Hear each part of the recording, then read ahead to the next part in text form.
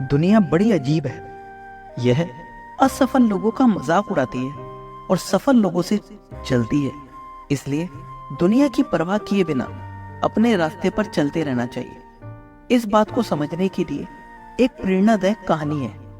एक समय की बात है, एक राज्य में राजा का दरबार था।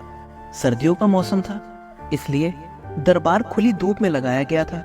राजा, उसके मंत्री, पुजारी और राजा के परिवार के लोग सभी वहां उपस्थित थे। राजा के सामने एक मेज रखी थी। अचानक भीड़ में से एक आदमी निकलकर आया और बोला, मैं राजा से मिलना चाहता हूँ। मेरे पास 2 चीजें हैं जिन्हें मैं परखना चाहता हूँ। मामला राजा के सामने लाया गया। राजा ने कहा, उसे आने दो। उस व्यक्ति को दरबार में आने की इजाजत दी गई। वह व्यक्ति दरबार के सामने पहुंचकर बोला, मेरे पास 2 चीजें हैं जो दिखने में बिल्कुल एक जैसी हैं, लेकिन इनमें से एक हीरा है और एक कांच है। वह व्यक्ति बोला, मैं कई राज्यों में गया हूँ, कई राजाओं से मिला हूँ, लेकिन कोई नहीं पहचान पाया कि असली हीरा कौन सा है और नकली कौन सा।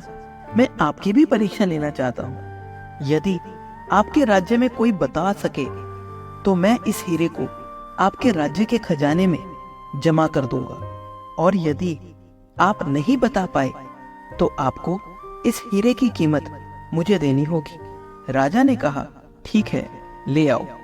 राजा के सामने मेज पर 2 चीजें रखी गई, एक हीरा और एक नकली हीरा।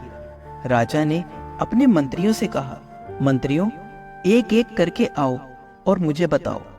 कुछ मंत्रियों ने हिम्मत की, परंतु बाद में कुछ लोग डर गए कि यदि राजा हार गया तो दोष हम पर आएगा, इसलिए कोई आगे नहीं आया। राजा भी नहीं समझ पाया कि असली हीरा कौन सा है।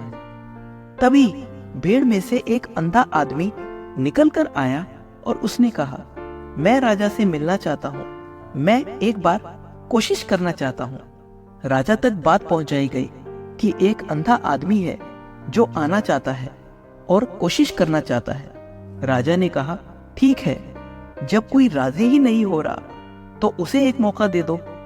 अंधा आदमी आगे आया और 1 मिनट में उसने बता दिया कि असली हीरा कौन सा है और नकली कौन सा है। सब चौंक गए और खुश हो गए। राजा की इज्जत बच गई और राज्य में एक नया हीरा आ गया। हीरे को तिजोरी में जमा करने की तैयारी होने लगी। इन सब के बीच में राजा ने पूछा, बाबा, एक बात बताओ, तुमने कैसे पहचाना? बूढ़े ने जवाब दिया, बहुत आसान था। हम खुले धूप में बैठे हैं, कांच जो धूप में गर्म हो गया और हीरा जो ठंडा रह गया। तो दोस्तों, हमें इस कहानी से ये सीख मिलती है कि जीवन में कई बार हमें छोटी छोटी बातों पर गुस्सा आता है। गुस्सा अपनों पर आता है और जीवन में दोस्त कम होते जाते हैं। जिसने जीवन में अपना आपा नहीं खोया, जो विपरीत परिस्थितियों में भी अडिग रहा, वही जीतता है। उसे ही असली विजेता कहा जाता है। जीवन के दबाव में आना बंद कर दो। कुछ ऐसा करो जो दुनिया करना चाहे तुम जैसा।